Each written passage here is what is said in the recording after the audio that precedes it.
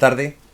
Se vos parece ben, imos dar comezo a este acto de presentación deste libro que tendes aquí, O segredo das irmás Asorei.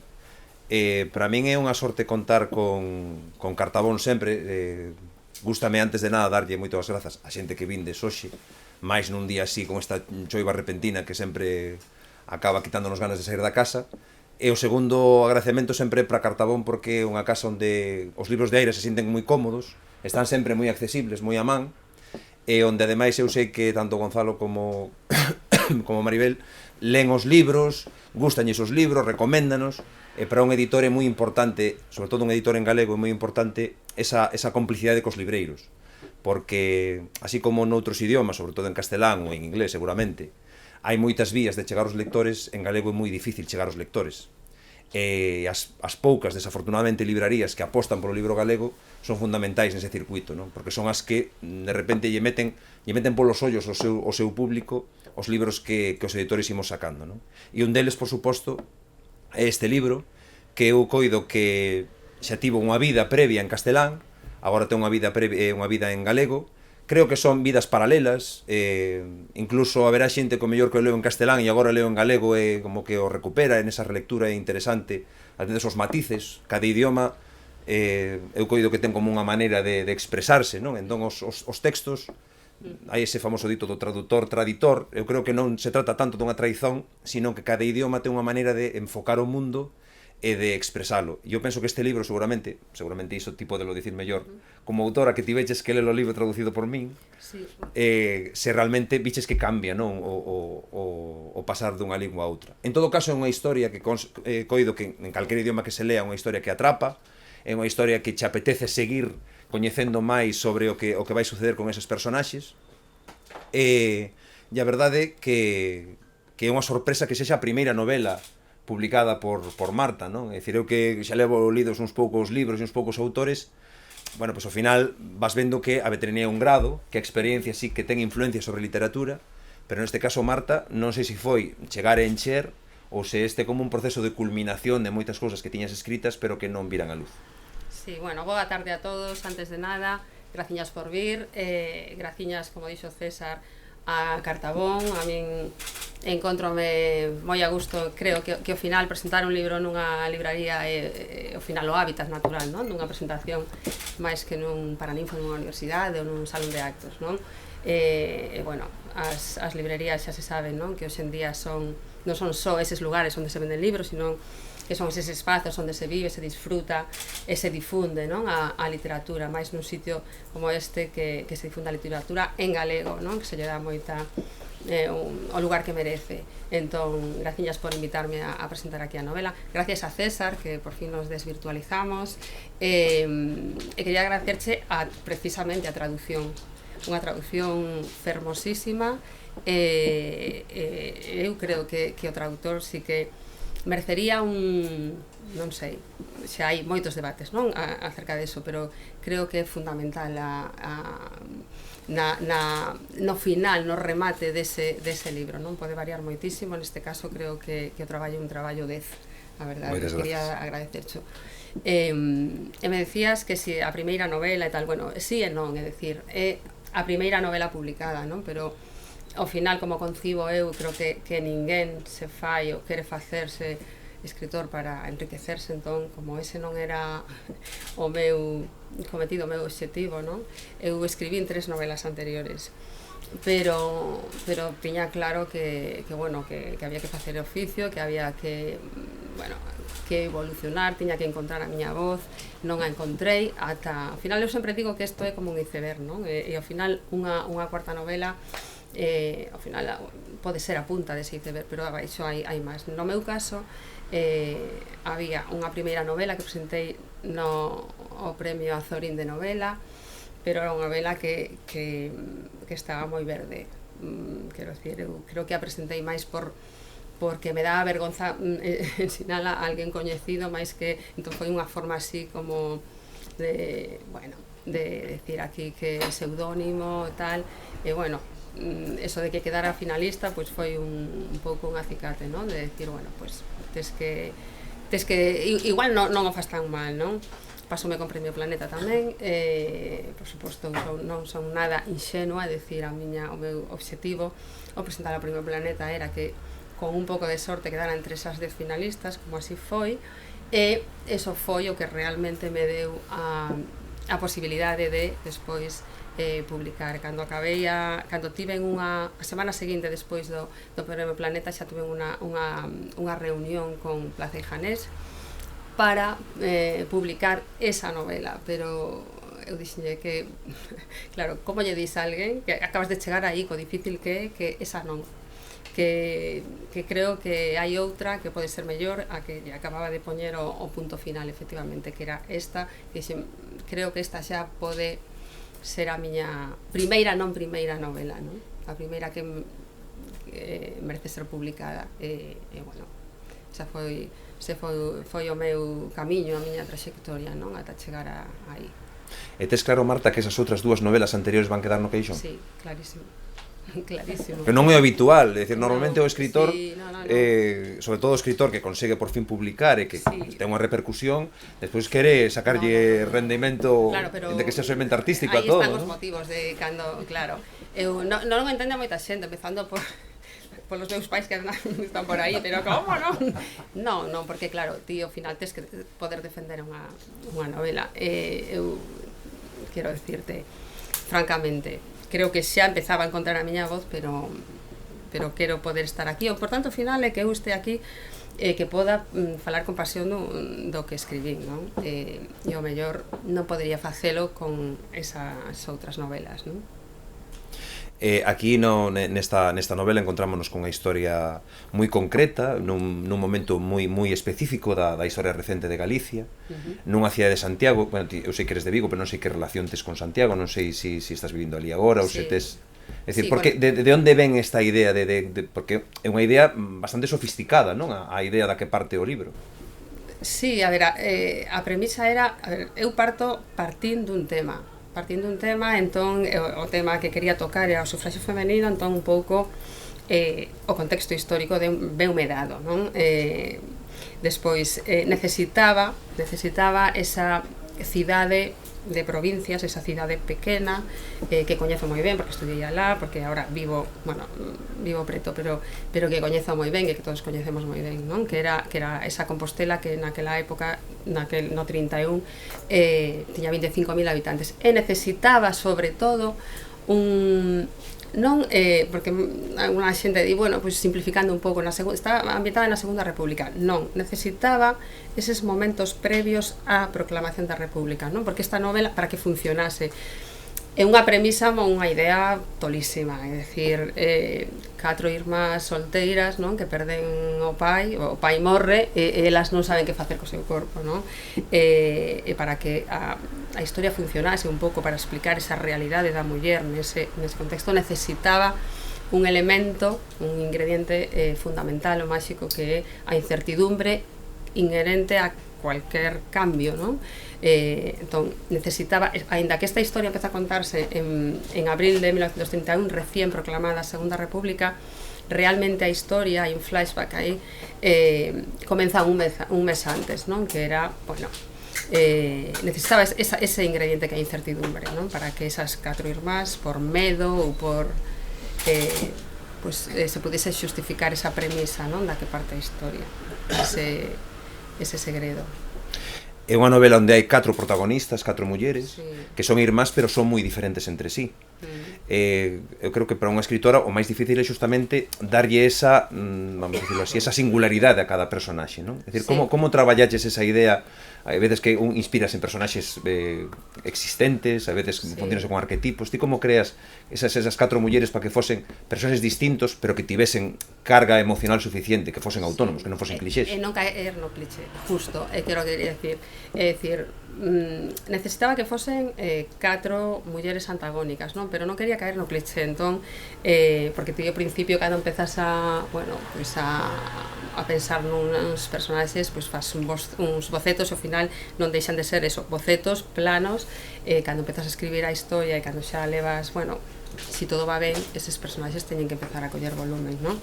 para min era fundamental que algunhas delas, non? Si nos referimos solo, está unha novela coral, os que listes a novela sabedes que hai un montón de personaxes, pero si nos referimos a esas 4 irmás, vemos que hai 3 ou 2 e media que están pois máis proclives o sea, teñen máis medo ao cambio, non? Elas, bueno, viven ben, son unha familia pequeno burguesa e calquera cambio pois solo pode ser a peor, non? Aí solo hai un contrapunto que é Eloísa, que é unha persona políticamente comprometida, firme defensora do cambio, da liberdade en xeral e da liberdade da muller en particular, non? Defensora do sufragio femenino e claro, ao final eu creo que construes, para non caer precisamente nese cliché, tes que ir un pouco ao doméstico, non? E ir reflexando pequenas situacións que sexan elas tamén as que falan. Ocorríuseme unha técnica que non só con elas, con todas as personaxes, que son eses pequenos soliloquios ao principio de cada capítulo. Ao final, cada capítulo pois é un personaxe, non? Empeza cun pequeno soliloquio en primeira persona, entonces aí é cando coñecemos realmente a esencia deses personaxes, non? E despois, bueno, xa toma o relevo un narrador, digamos, equisciente, non? Cercano a ese personaxe en cuestión, pero eu creo que precisamente porque elas teñen voz, porque lles dou esa voz, porque elas falan en primeira persona a principio de cada capítulo, podemos facer así unha idea bastante axustada do que, non só do que fan, sino do que pensan e non din, non? Inda que as 4 son protagonistas, Eloísa, como ben dice, como que a que ten como máis dentro dese protagonismo é a máis destacada, non? Sí. A min gustaríame saber se justamente porque polo que me contaches antes de que empezou a historia a través da investigación sobre o sufragio femenino, se aí sí que había algún reflexo de algunha Eloísa real que en Santiago ou en Galicia fixera algo parecido a ela, non? A ver, persona como tal, non, é dicir, podría decir que son hai moitas Eloísas, non? Unha cousa que sempre digo e ademais Santiago préstase moitísimo a eso, porque non só é unha cidade de provincias pequena, onde todo o mundo se coñece, onde hai unha diferencia de clases grandes, onde un sistema moi vertical, moi, non, de esas persoas de toda a vida, ese universo tamén maioritario de lavandeiras, sirvientas, taberneros, etc., non? Pero ao mesmo tempo hai tamén unha cidade de contrastes, porque sempre foi epicentro de movimentos culturais, artísticos, intelectuais, de persoas políticamente comprometidas, non? Aí están as vanguardias, aí está o galeguismo, aí está tal. Arcadia, que é un nome así simbólico e tal, pois é como o conxunto ou é a representación, o símbolo de moitas Arcadias, non? Eloísa é a representación de moitas Eloísas, non... Realmente non hubo unha Eloísa que me inspirase, unha persona de carne e hueso e tal, non, pero si hai moitas Eloísas que realmente eran unha minoría, pero que foron as que conseguiron, bueno, non só en Santiago, en toda España, non? Ao final que culminou con ese discurso de Clara Campoamor ese mismo ano, non? Cando se conseguiu precisamente. Que papel xoga a documentación na creación desta novela? Porque vas en uns espazos moi definidos, é dicir, eu recordo unha das últimas veces que fui a Santiago, fun buscar a rúa xusto onde, a Praza de San Miguel, onde viven as protagonistas, é dicir, está todo moi localizado. Sí, claro, cando te vas tan atrás no tempo non hai máis remedio que, porque como podes imaginar, eu en 1931 pois non estaba nin en proxecto, non? Entón, servime moitísimo, aparte da pequena bibliografía que hai detrás, que son máis ben para o tema da república dentro de, bueno, pues eso, en xeral ou en Santiago, a microhistoria dentro da macrohistoria, non? E eso, para eso é fundamental os arquivos o arquivo histórico universitario, non? Porque ali realmente ves a historia, a macrohistoria nese pequeno espazo, non, que era Santiago, polos bandos, polas gardas cívicas, por como se respiraba, incluso sin ter en conta a República, é dicir, o máis doméstico, máis pequeno, non? Pasei moitas mañás e tardes ali e servime de moitísimo. A verdade é que animo a todo o mundo, viva onde viva, a ir ao arquivo, porque é un libro de historia fantástico, é dicir, e despois o que dis de, bueno, eu escribín toda a novela cun mapa de Compostela de 1931 na mesa, non, por se acaso tal, pero direivos que poquísimo, estamos falando do Casco Vello, claro, da zona antiga, poquísimos cambios hai, non, quitando que por suposto a Plaza do Obradoiro era a Plaza do Hospital, porque o que é hoxe o Hostal dos Reis Católicos, como todo o mundo sabe, era hospital, non? E bueno, por suposto, algunhas casas e tal, pero sí que a casa da familia Asorei está inspirada nunha casa real, bueno, de un familiar que ademais era médico tamén, e realmente na Plaza de San Miguel, que ahora hai un hotel ali que se chama, creo que San Miguel, pero sí, bueno, non é nada difícil en Santiago equivocarse, porque realmente está prácticamente, bueno, por suposto os negocios e eso non, pero as rúas e as iglesias siguen estando aí, o sea, son 90 anos, tampouco é tanto, sí, pero no arquivo moitísimo, máis que en libros, que tamén, pero no arquivo foime de moitísima axuda para compoñer ese, non só para non meter a pata, sino para realmente meterme nese contexto histórico, nese escenario, non? A novela, se non a lestes, ides descubrir que Marte é capaz de crear moi ben os ambientes e as atmosferas. Ela fala que en efecto Casco Vello pouco cambiou porque é medieval, barroco, pero sí que a parte donde traballan as lavandeiras ou todo onde está a escola de Sar, aí sí que tiveches que imaginar, ¿no? Porque as descripcións son moi gráficas de como están esas zonas que hoxe non se parecen en nada. Non, efectivamente, sí, claro, estaba desde o punto de vista da pequena burguesa que levo dentro. Non, efectivamente, o sea, Sar sí que hai documentación, anegábase sempre, de feito, eso sí que un feito. Non había esa escola tal, o sea, bueno, había unha escola, pero non xusto onde a ubiquei eu, por suposto a colexiata así, seguía asistindo, e despois que outro sitio me dixeches? Onde estaban as lavandeiras? As lavandeiras ahora, bueno, hai un parque aí que non ten nada que ver, pero é certo que ali en Galeras lavaban, era o sitio onde se lavaba. Entón aí sí que o exercicio ese de imaginarte non te queda máis remedio. Hai fotos non tan antigas, quizáis, os anos 40 e 50 así, onde se ve as lavandeiras con aí na pedra e tal. Hai unha personaxe, porque as irmás, dentro do que falabas ti, son dunha clase social moi determinada, son irmás entre elas, pero hai unha personaxe feminina que rompe un pouco, que é o contrapunto, que é o de Felisa, non? Que aparte é o nome da miña nai, entón eu collinlle certo aprecio, que te obriga a ti a pensar un pouco como outras clases sociais, non? Claro, Felisa é un verso libre. Felisa ademais ten ese, non diría descaro, pero bueno, é como decir, bueno, si son pobre, pero xa que son pobre, vou dicir o que me dé a gana, non? Felisa é o máis cubano que tenga, e os que lestes a novela, sabedes por que o digo, o máis cubano que ten Compostela, non? Porque realmente imaxineina así, claro, estamos falando dun ambiente, dunha Compostela gris en todos os sentidos, non? Gris porque viña dunha dictadura, por máis que a chamaran de que Tablanda era unha dictadura, gris polo, bueno, era unha cidade santa con esa carga aí, esa, non, da catedral, da cidade santa, da catolicismo e tal, e despois meteorolóxicamente falando tamén, non, unha cidade gris, e de pronto hai uns elementos como son un guacamallo, non, que como de outras latitudes e o color e tal, está Felisa, que na miña mente todo o rato Felisa é o guacamallo, que non teñen, ademais non teñen vidas paralelas, se queres falamos despois o paralelismo que hai con Tea, non, e o guacamallo, pero sí que sempre me imaginei a Felisa unha, non sei, un contrapunto e unha, decir, bueno, pois non terei nada, pero teño liberdade, non? moito antes de que a liberdade fose un feito.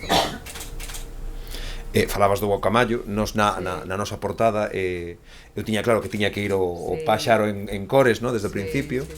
E falas desa relación que efectivamente contea que a irmá esta, pues, que ten unha depresión ou, bueno, non se aclara ben que tipo de trastorno ten, non? Sí, bueno, realmente, claro, de un problema de saúde mental que era un dos temas que bueno, que ao final está presente, non? Que podemos imaginar que si hai pouco empezamos a falar dos problemas de saúde mental. En 1931, desde logo, o problema de saúde mental como tal non existía, non?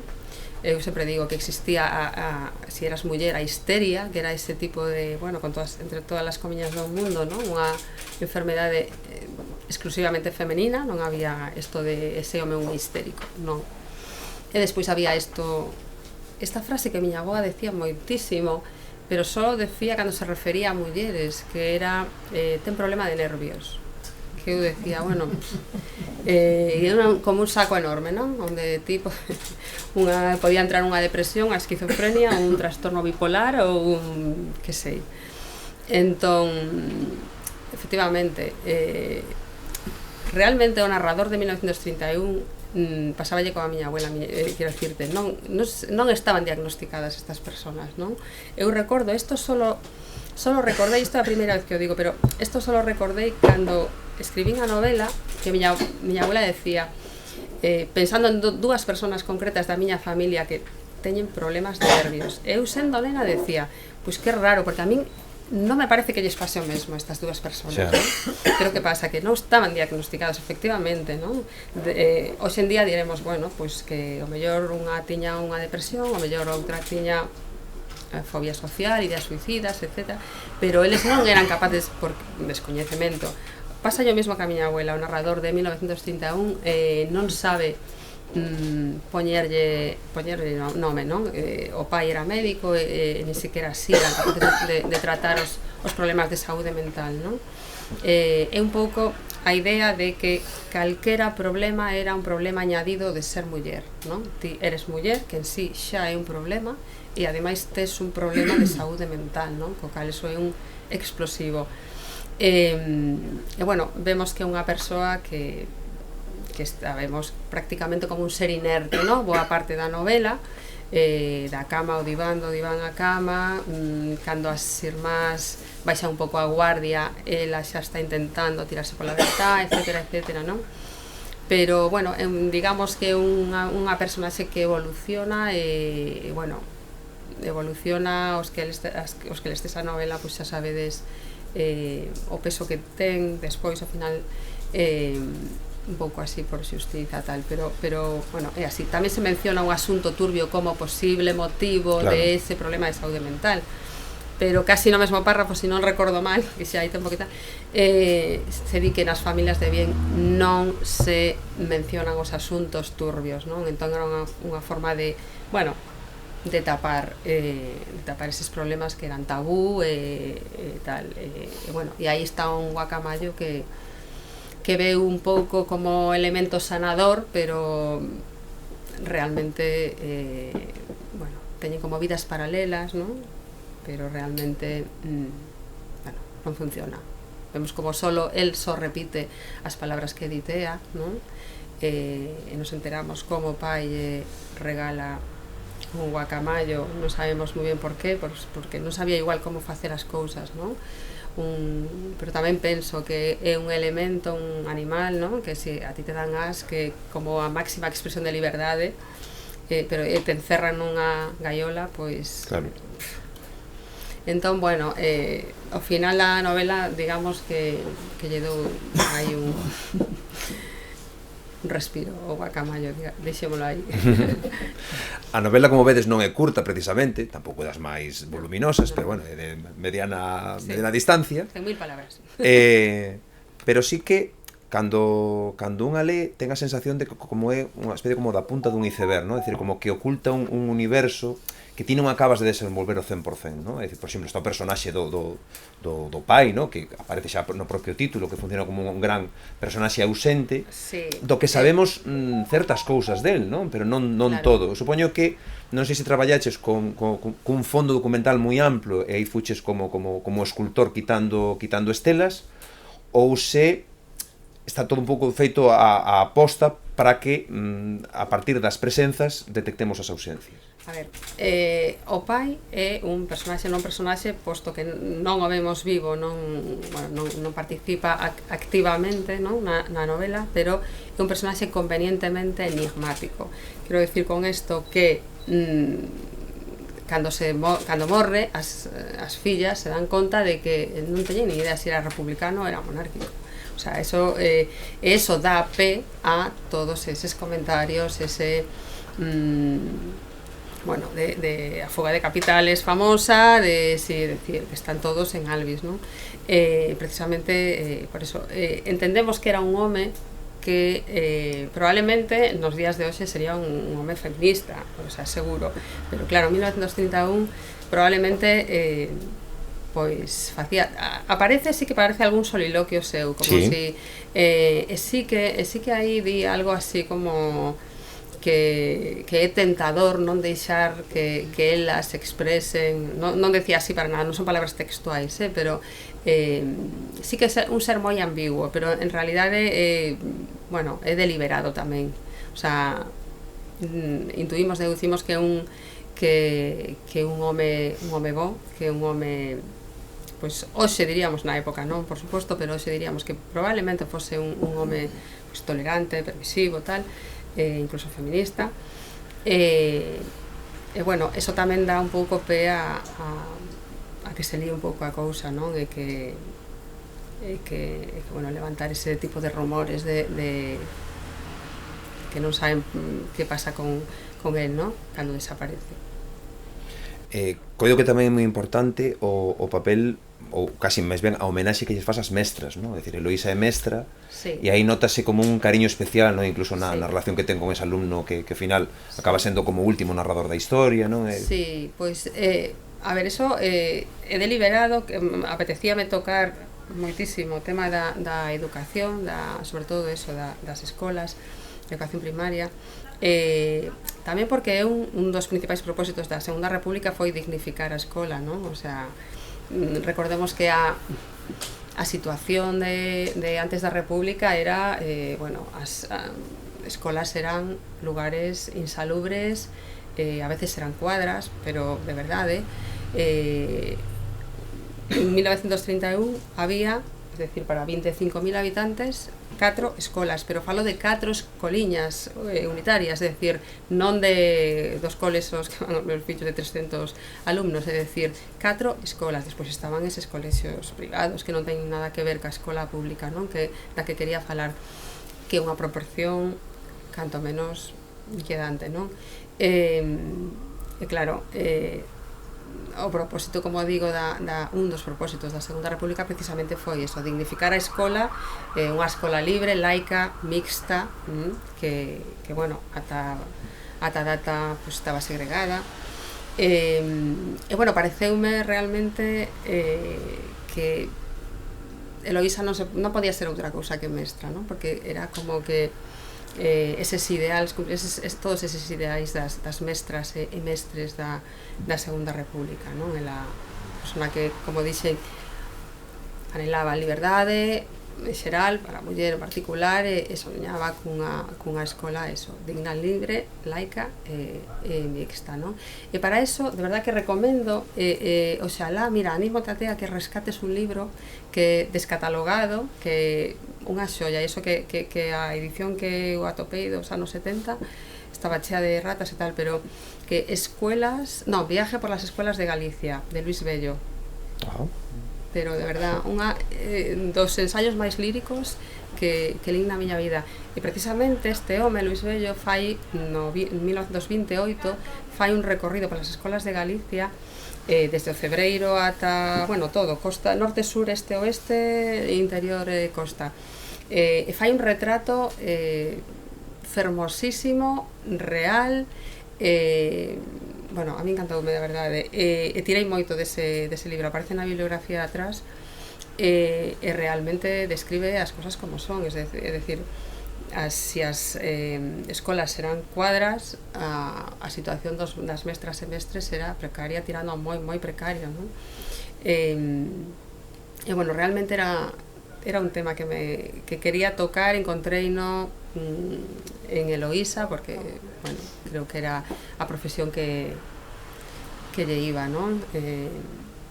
De verdade, que é un libro que sempre penso, que pena, que non, que hai esas xoias que ninguén rescata e tal, vamos, que chamar a moitísimos sitios porque oír a falar, e realmente sí que te paso unha idea moi clara, non? De como era, porque non hai demasiado escrito sobre eso, sobre todo unha persona que a pé de campo vai recorrendo e vai contando, pois aquí isto con pelos e señais, é moi recomendable.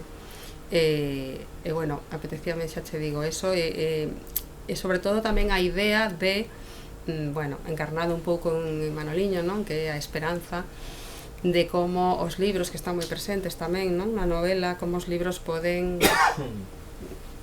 eu diría salvar, e non me parece unha exageración, non me parece unha hipérbole, pareceme que salvar é a palabra, non? Manoliño aférrase aos libros como flotador, como pasaporte, da igual, como querades decilo, para ter unha vida mellor, non? E realmente, bueno, eso, encontrei ese espazo, non? E ademais tamén é unha maneira de ver a perspectiva dos rapaces, non? Ese cambio de coa República, pois como eles de repente ven como ven a un tipo descolgar o retrato de Alfonso XIII, non? E fan as súas cábalas con esas mentes maravillosas infantís, non? De decir, pero si Deus era amigo do rei, o rei tivo que ir, entonces o de Dios, non? En plan... Pero ese siloxismos infantís. Claro, sí, pero maravillosos, porque claro, ten o seu sentido, non?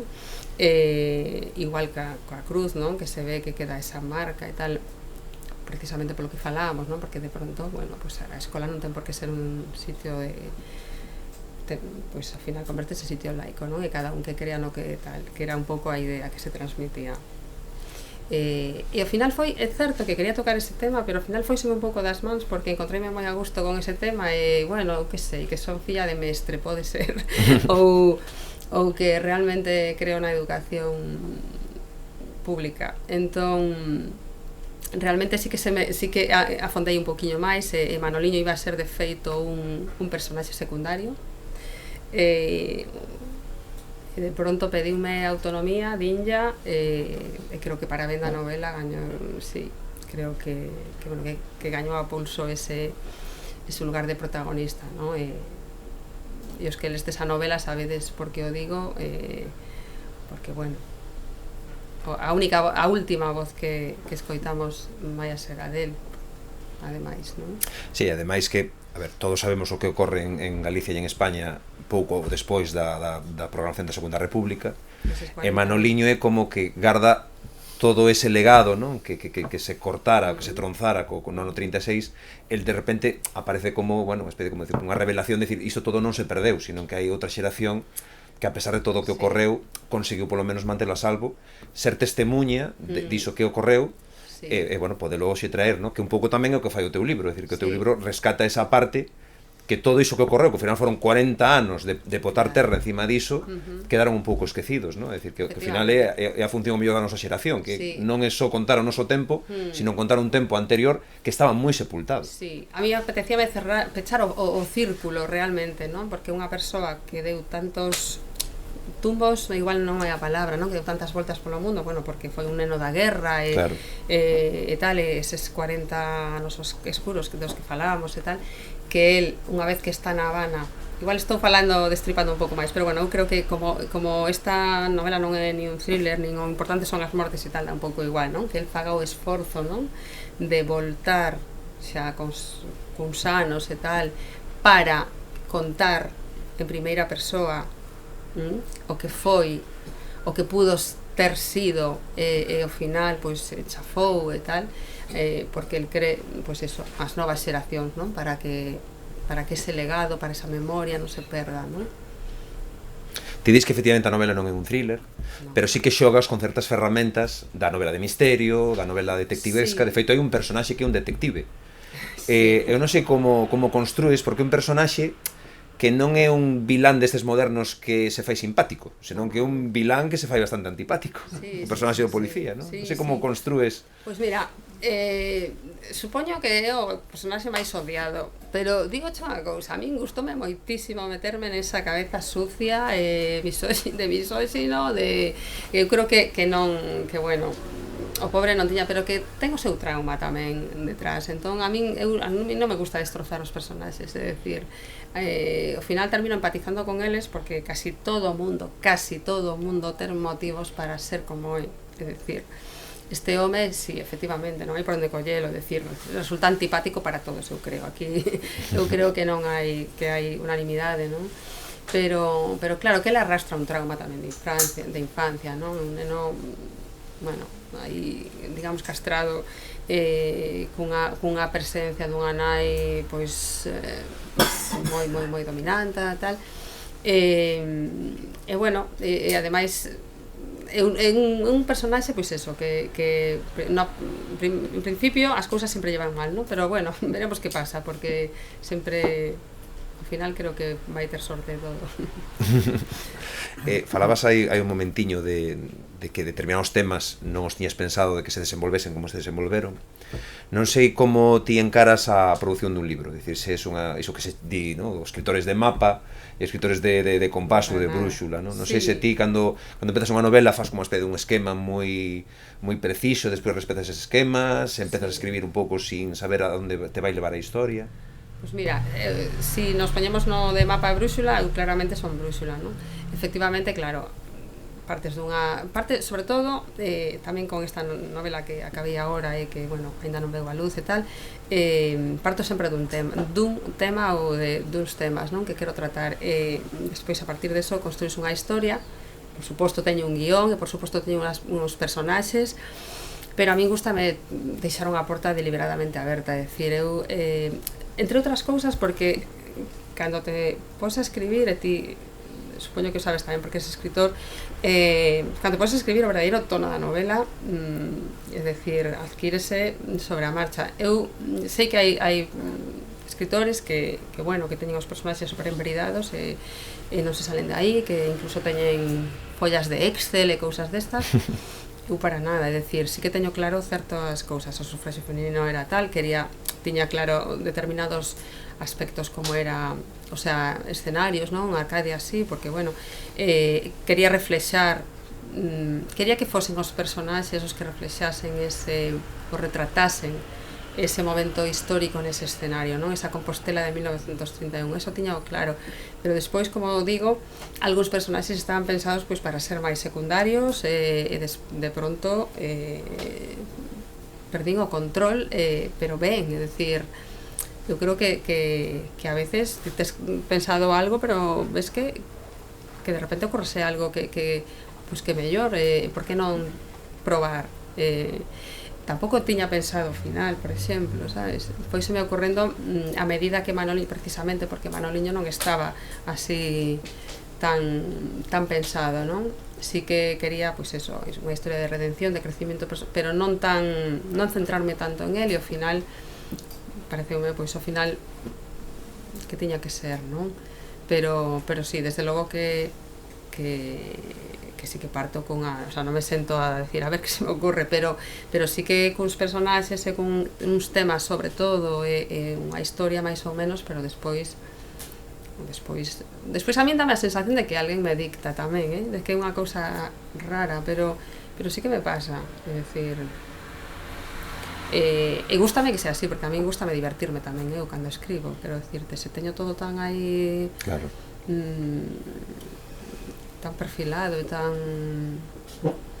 pero sí, brúxula, entón. Ti contas que non existen ningúns personaxes, por decir, non está inspirado en personaxes reais, por así dicilo, Pero non sei se che pasou iso que pasa moitas veces cando un escribe un libro, que as cousas que pensa que son imaginadas, de repente, alguén lle di que ocorreron a medias. Este libro foi un libro que tivo bastante repercusión, tivo unha comunidade de lectores potente. Non sei se chegou algún eco de algo semellante ao que ti imaginaras, que pasara realmente. Sí, pásame moito, e sobre todo pásame moito nos clubs de lectura, por exemplo, porque aí sí que é certo que os que van aos clubs de lectura sí que leron todos tal, e ademais analizan o desde outra, o sea, moito máis concienzudamente e tal, e, bueno, xa o apelido, por exemplo, non? O apelido Asorei, eu creo que en casi todas as presentacións me preguntan, son las hermanas que viven en el preguntoiro. Eso es pregunta de rigor siempre. Mira, hai pouco preguntou o meu fotógrafo se era se tiña que ver algo co escultora Asorei, non? Non ten nada que ver. A verdade é que o apelido elexino pola sonoridade, pero despois parece unha idea. De feito, recordo falar coa miña nai, que é artista, dixo, ten algo que ver, fixo a mesma pregunta, ten algo que ver con escultura Asorei? Dixen, non, pero Asorei, Francisco Asorei, vivía en Compostela en 1931, entón parece unha idea como moi romántica pensar que o mellor os protagonistas igual claro, non estou toda, sei que son personaxes e que non son persoas, non? Pero que parece moi bonita eso, pensar que o mellor poderían terse topado polas rúas, non? Pero bueno, elexino pola sonoridade. O título non era título que tiña pensado eu, teño que decilo sempre, bueno, o título era, bueno, eu escribín a novela sempre era un título provisional, pero bueno, parecíme que tenía sentido, non? El avispero, non? O avespeiro.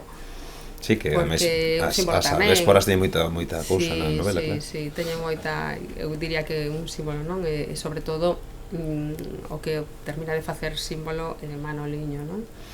Pero bueno, despois foron así cousas coa outra editorial e tal, e non acabo de sentirme cómodo co título, que é unha... sí, pero bueno, hai un secretiño que vos conto.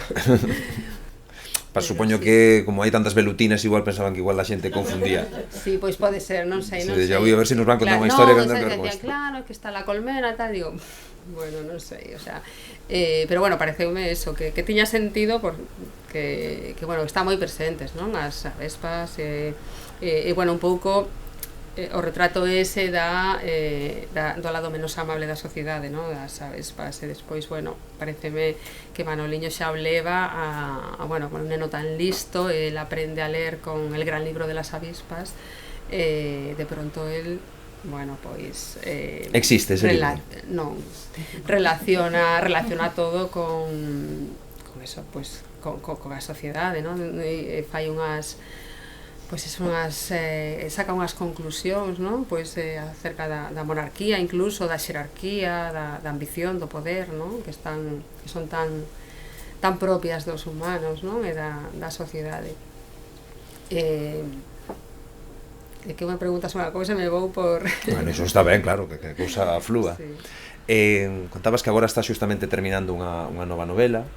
Eu non sei como lle cambia a vida unha escritora cando pasa de escribir esas novelas, vamos a chamar como de quecemento ou de adestramento, a que de repente publica, ten unha repercusión, e xa as editoriais confían en ti, e xa tes como unha especie de obriga de continuar a túa carreira. Non sei se... Claro, ti terías unha vida antes a ser escritora profesional, non? Sí.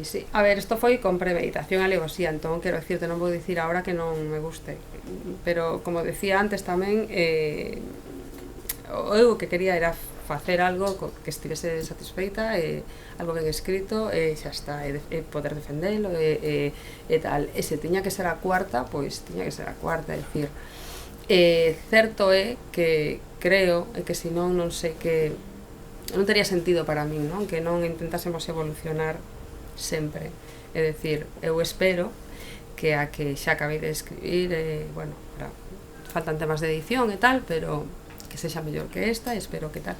Despois, como sempre, a última palabra ten o lector, non? Que é soberano e tal, pero bueno, eu teño clarísimo que si, aínda que haxa un plazo, si eu non estou contenta, eso non vai a ver a luz, porque ao final a que a que teño que defendelo e aparte non, porque, como digo, isto non é un negocio, non, para min, o sea, que bueno, sí, supoño que non tardará en sair. Pero non notaches esa presión engadida nesta, vamos a chamar, segunda novela, Bueno, que sei que non é a sí, segunda novela. Tiven que ampliar, porque quería que saíse xa hai 2 meses, pero dicen que non, porque non podo, a ver, se ao final queremos unha calidade, e ao final, quero dicir, que se escribes un libro, que se publicas un libro ten que estar ben escrito, é que decir, eso despois pode gustar ou non, a historia mellor ou peor e tal, pero a verdade é que os plazos son moi cortos, é dicir, porque entre que ti pensas a historia, tal, escribes, as revisas, que a mí me leva tanto tempo, igual como escribila, antes de que vaya ao editor, quero decirte, revisas e nunca pararía de revisar e tal. Entón ampliei como 6 meses máis, pero sí, a verdade é que estou contenta de eso, de que poda sair nas condicións que creo que ten que sair. Bueno, pois mentres esperamos que os procesos editoriais son longos, a xente pensa que escribiches e xa sae a novela, tardará uns meses porque hai que ainda facer moitos procesos, somente imprimilo é un mes. É dicir, só leválo a unha imprenta é un mes. Ese dato non o tiña. Pois sí, é dicir, unha vez que está todo feito, maquetado, a portada escollida, todo xa hai, necesitas un mes a maiores, non? Mais alá despois do proceso de distribución, difusión, etc. Entón digo que vamos ter tempo de espera suficiente, por tanto ainda vos dá tempo a ler e disfrutar esta novela. Bueno, creo que é o momento de que calquera que queira facer alguna pregunta, intervención, comentario, queixa. Por que quería entender, hasta agora escribiche sempre castelán originariamente. Entón eu queria te preguntar cal é o motivo da escolla de castelán e non galego, e se no futuro tes pensado escribir algo originariamente en galego. Sí.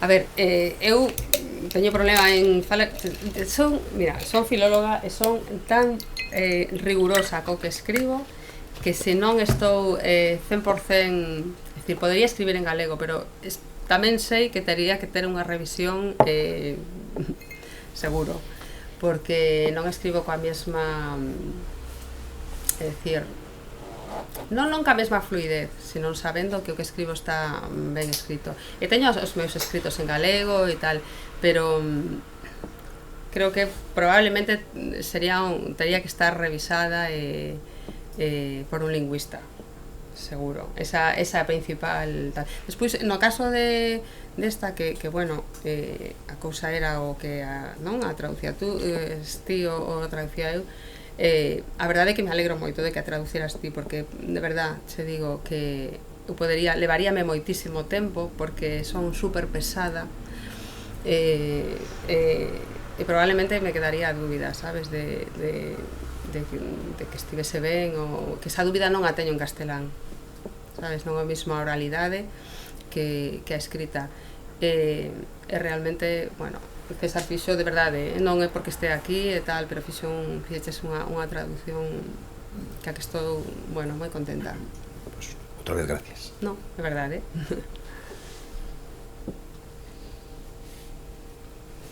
Alguén máis? Bueno, pois daquela xa quedas aí para asinar os exemplares que a xente considere.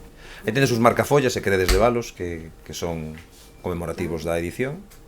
E nada máis, moitísimas gracias por vides e moitísimas gracias a ti, Marta, por todo. Sí, non, gracias a todos, gracias César, gracias a todos por vir, a Cartabón, a todos, ao fotógrafo, de verdade.